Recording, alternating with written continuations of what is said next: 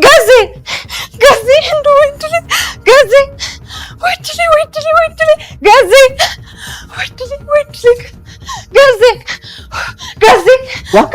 ምንድነው? ምን ይሻል? ምን ተማትነግሪ? Gazi ወድላችን ወድለ Gazi ndo ምን አለ እዚህ ቤት ባልመጡ ባላወኳችሁ ምንድነው? አሁን እኮ ከጋሽ ሲገበቻው እንዴት ምንድነው? ጋሽ ናቤት Gazi ላሳይ ነው ላሳይ ሳትነግሪኝ እንዴት አመጣ? ላሳይ Gazi ndo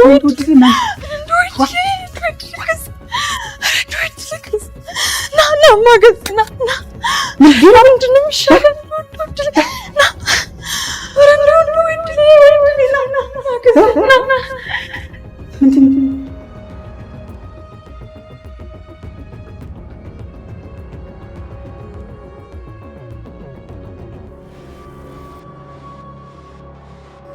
በህይወት ዘመንሽ ምንም ነገር ቢሆን በሙሉ ልብሽ ሰው እንዳታምንሽ። ዛሬ እናረጋግጣለን። በራሴ አይን ካላየኋላ ያንን ለማረጋገጥ አሁን እሄዳለሁ። ግን አደራ ዋዬን ካጠገብሽ አታራቂያትሽ። እንዴም ዋዬ ኧረ ተይ እንደዚህ አትበይ። በቃ ደረጃ እየመጣ ናታንን መኪና ውስጥ ጠብቀኝ፣ ልብስ ቀያይሬ የመጣው ብላለሽ።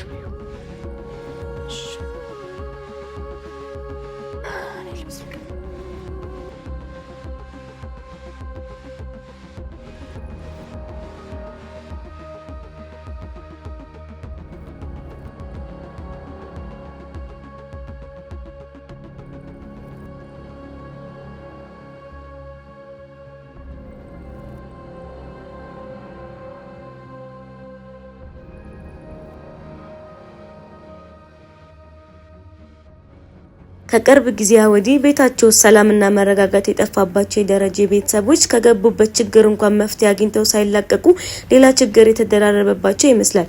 ቤት ውስጥ የተፈጠረውን ነገር ተመልክታ በድንጋጤ ዘል የወጣችው ለዛ ጥበቃቸው ገዛኸኝን በፍጥነት ጠርታ ለእርዳታ ወደ ቤቷ ይዘው ገብታለች።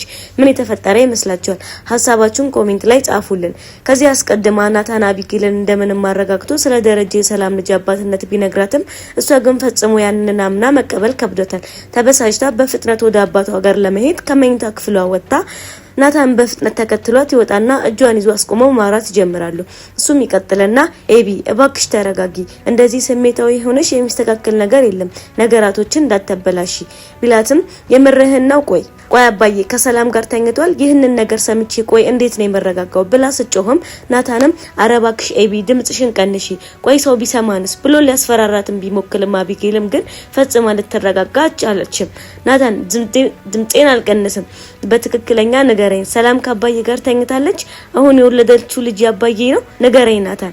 ኤቢ ባክሽ ተረጋጊ፣ መጀመሪያ ነገሩ እንዴት እንደተፈጠረ ላስረዳሽ ብሎ ሲላትም ናታን እየቀለጥክ ነው አይደል? ምን ትላለች ብለህ የምናገረውን ለመስማት ነው አይደል? እንደዚያ ካልሆነ በስተቀር ይህ ሁሉ እያልከኝ ያለው ነገር በፍጹም ሊሆን አይችልም ብላ ስትለውም ናታንም ሆኗል ኤቢ፣ ግን እንዴት እንደዚህ እንደተፈጠረ እኔ ላስረዳሽ ብሎ ሲላትም አታስረዳኝ፣ ስማ ናታን እማዬ እኮ ገደላቸዋት፣ ቆይ እስቲ ንገረኝ ከሁለት ሴት ጋር እንዴት ይሆናል? እኔ አሁን ምንም አልፈልግም አባዬ ነው የምፈልገው ብላ ጥላው ስትሄድም ናታንም እሷን መከተል ይቀጥላል። በዚያ ሰዓት ላይ ደረጀ ብቻውን ግቢ ውስጥ ቆሞ ከራሱ ጋር እያወራ ነበር።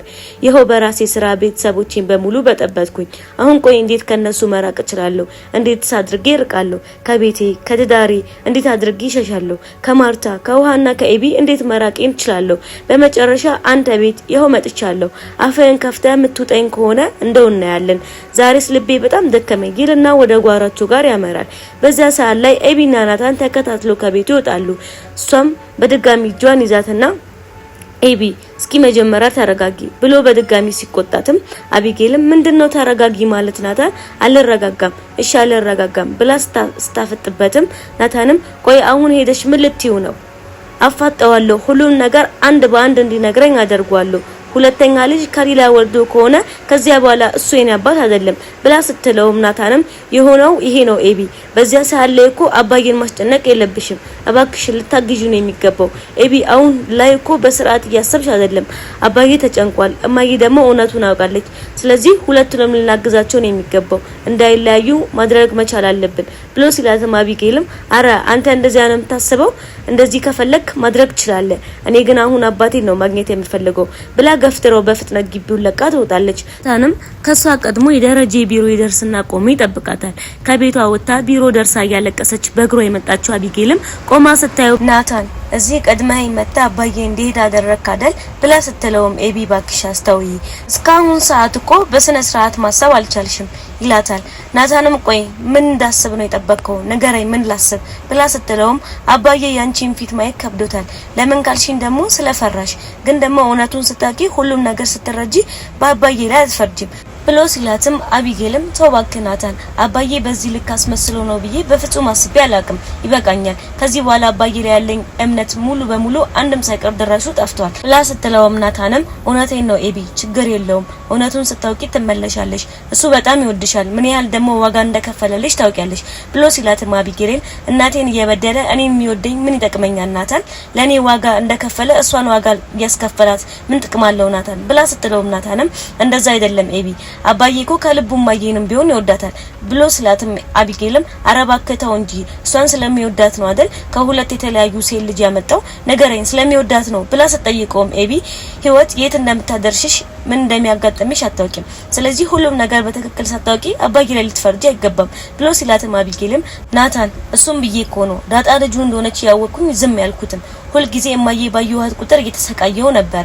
አሁን ደግሞ በድጋሚ ከሰላም ሁለተኛ ልጅ ቤቱ ሰራተኛ ብሎ ይሄ ሁሉ አመት እንደሚስት እንደዚህ አይነት እማዬ ላይ እንዴት ያደርጋል ለማዬ ይገባታል ነገረኝ እስቲ ከዚህ በኋላ አባዬ አባቴ ብዬ አልጠራውም ብላ ስትለውም ናታንም አይገባትም አውቃለሁ ኤቢ ግን ደግሞ እማዬን አውቃለች ከሷ ልጅ መውለዷን አረጋግጣለች ሲላትም አቢጌልም የምርህን ነው እማዬ ይሄንን ነገር አውቃ ዝም እያለችው ነው ናታንም አዎ ኤቢ ግን ደግሞ አባዬ አውቆ ያደረገው ነገር የለም ከጥቂት ጊዜ በፊት እማዬ ቤት ውስጥ በሌለችበት አባዬ ደግሞ ሰክሮ መጣ የተቀበለችውም ሰላም ነበረች ከዛ መኝታ ክፍሉ አስገብታ አብሮተኙ ከዛ የልጅ ተፈጠረ ብለው ሲላትም አቢጌልም የምርህን ነው እንደዚያ ከሆነ ሰላምን እከሰታለሁ ብላ ስትለውም ናታንም ኤቢ እንደዛ ማድረግ የሚቻል አይመስለኝም በጣም ከባድ ነው ምክንያቱም እሷ የልጅ ማሳደጊያ ብላ አባዬን ተከሷለች ብሎ ሲላትም አቢጌልም ናታንም ምን ሊሆን ይችላል ግን እንዳልከኝ አባዬ ደፍራው ከሆነ እከሰታለሁ በጭራሽ አልተዋተም አስገድዶ በመድፈር ወንጀል ነው የሚከሳት የኢፌድሪ የወንጀል ህግ አንቀጽ ላይ 121 ላይ አንዲት ሴት አንድን ወንድ ሆን ብላ ራሱን መከላከል በማይችልበት ሁኔታ አስገድዶ ከተደፈረችው